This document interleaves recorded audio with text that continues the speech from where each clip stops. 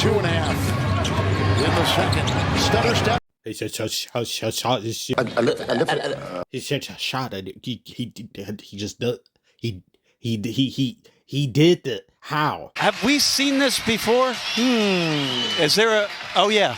Kelly! What did France ever do to you? You are clearly harboring hatred. He did this only a few days ago. You dare to shoot over Victor Eiffel 2 times in the same calendar month? He's one of the 7 wonders of the world, and this is how you treat him. You see how I placed this right here? This is Civilization 7, by the way. Dead center, smack dab in the city. Beautiful! I gotta go there one day. That's one of my top 3 travel destinations. Hey, you know I'm talking about this. Oh, yes, I'm talking about this. Oh, my. You a few bales of hay short from being able to guard me, buddy. All that mule talk you doing? I don't speak hooves. I speak French. Give me that. Ah!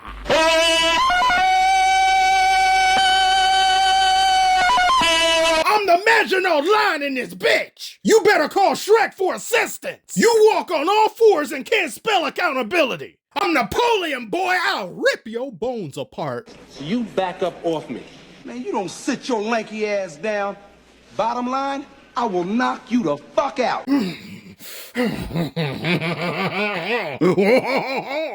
Oh, yes, that was glorious. But this right here wasn't, not at all. This should have been called. Victor, don't tell me that just that short time around Darth Mule that you're infected with flagrant blood cells as well. This was unacceptable. Triple team Wembanyama. They out there playing Pac-Man with that giraffe. The greatest shooter in a multiverse nearly dropped 50 with defenders draped on him like this. They were running an Aisha closeout. I forgot this game was on Amazon Prime, so I had to use alternative viewing sources. The Spurs have only themselves to blame for this loss. Look, you do the obvious thing here in utilizing a Wembanyama, but further down the stretch, it's almost as if the Spurs forget he's even on the court. But that isn't to say Wembanyama himself is without blame.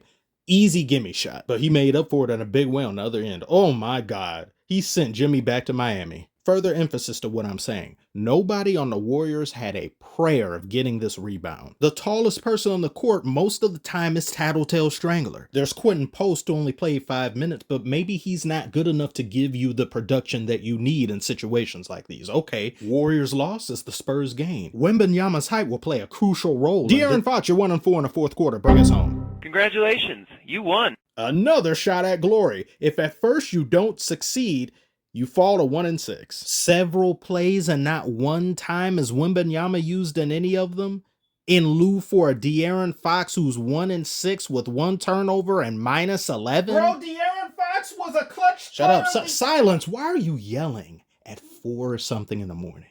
Those are afternoon shenanigans, not dead of night. I'm aware of De'Aaron Fox being a clutch player of the year in 2022-2023.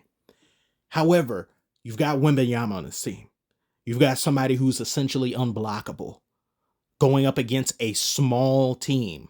Remember how the Lakers ate against the Warriors, getting all those rebounds? This is what I believe the Spurs should have done more of constantly even. I know they're still a great record. They're still playing really good, but there's times I look at the Spurs and there are possessions they settle for these difficult shots, sometimes that'll be contested, and then Wembanyama standing there.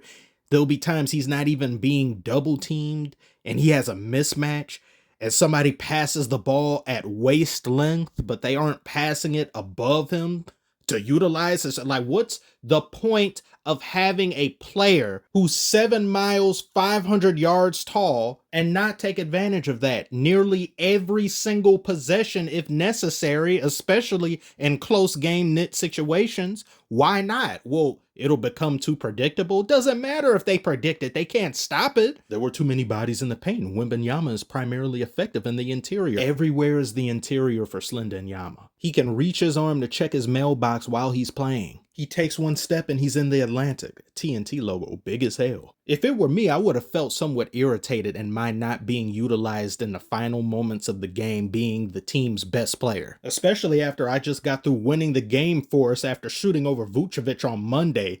But come Friday, I'm playing second fiddle to De'Aaron Fox? It's not like De'Aaron Fox has been playing bad since he returned, but Wembanyama is 7 8'5". He has to put up way less effort in putting a shot up. So why not take the path of least resistance in a clutch situation? If you think I'm wrong about this, by all means share your thoughts. This man Curry breaks up with Under Armour and chooses violence immediately afterward. I saw someone make a tweet saying this is how Curry throwing away all his Under Armour shoes.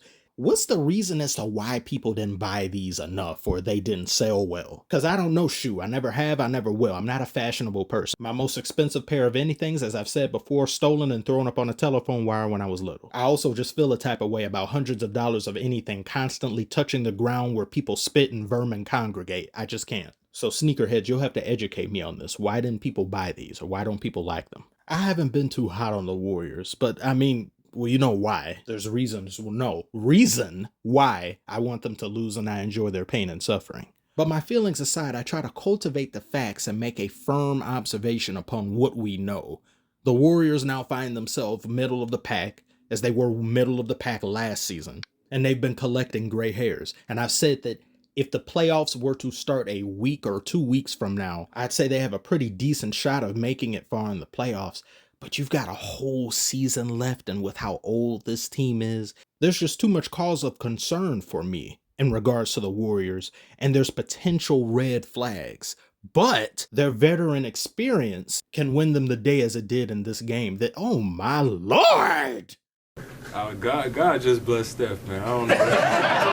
You ever see someone so great, you're just prone to hate? It's like reactionary hate. You don't know why you're doing it, but it comes from the very recesses of your soul. Maybe it's like human nature. You say something like, I don't like the way he dots his I's and crosses his T's. His handwriting is trash. You got to nitpick or something. I feel almost compelled to do that with Curry, because it gets to the point where you just have to bring someone like this down. You have to make them stop.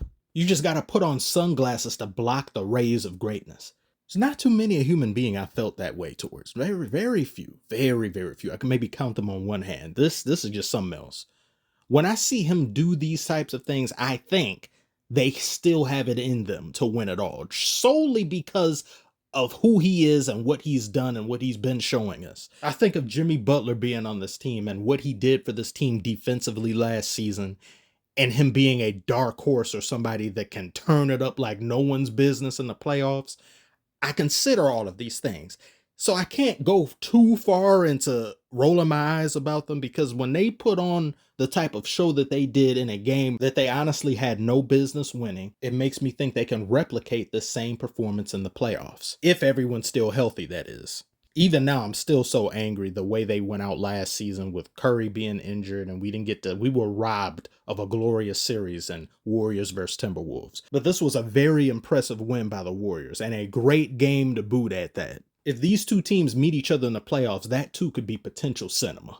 What do you think about the Warriors and their playoff expectations and hopes? Do you think I'm being too down on them? And what do you make of the Spurs as presently constructed and Wembanyama's MVP aspirations? Like and subscribe if you're new and interested, and I appreciate you all so very much for making it this far and watching, and I will see you later, which will be a stream.